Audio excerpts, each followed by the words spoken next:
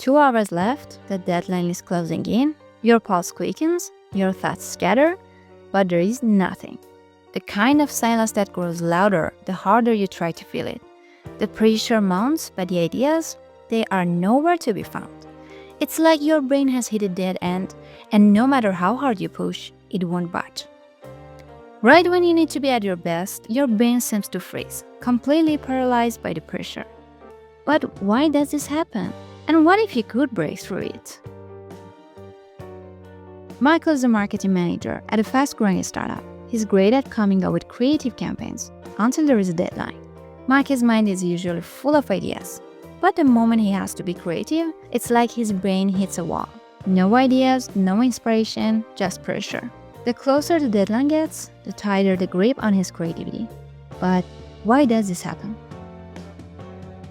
Here's the hidden reason. Stress triggers cortisol, your brain's emergency alarm. Great for survival, terrible for creativity. The prefrontal cortex, the part responsible for problem solving and innovation, slows down. The amygdala, your brain's fear center, takes over. Your brain desperately grabs at safe, familiar solutions instead of bold, creative ones.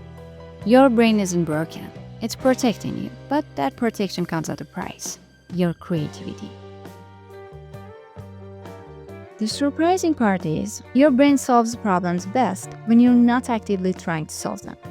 That's why your best ideas show up in the shower, on a walk, or just before you fall asleep. Think of it like a computer running a background process while you focus on something else. Your brain is still solving the problem, even when you're not consciously thinking about it. Stepping away activates your default mode network, allowing your unconscious mind to quietly piece ideas together in the background. When you step away from the problem, you allow your mind the space it needs to make unexpected connections. The brain continues to work on the challenge subconsciously, often providing fresh perspectives when you return. But what if you can't step away? There is another trick Micah used, and it's surprisingly simple. Creativity thrives under constraints. When you're sharing the problem, your brain focuses and innovates within tighter boundaries. Reducing the scope of the problem forces your brain to concentrate on finding focused solutions rather than feeling overwhelmed by the enormity of the task. It's like building a puzzle with fewer pieces. It's easier to see the connections. But even with the smaller problems, Mikey's mind is still filled with stuck. Until you try this next trick. Shifting rules forces your brain out of its usual thinking pattern, unlocking creative angles you would never consider from your own point of view. Trying to think like someone else, whether it's a famous innovator or a child, takes you out of your usual box and lets your brain approach the problem in a completely new way. It helps break the mental barriers that are stifling creativity. Still, self-criticism can block even the best ideas, unless you silence it first.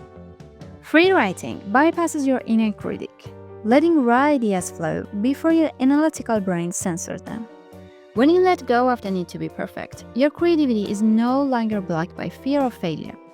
This exercise floods your brain with ideas, giving you a raw material to refine later.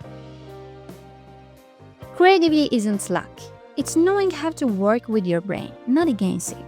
Not every technique works for everyone. Experiment and find what unlocks your creative brain.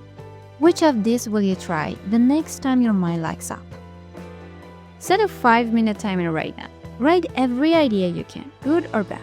See what your brain can do when you let it flow. Creativity isn't a gift, it's a skill. And every time you understand your brain a little better, you sharpen that skill.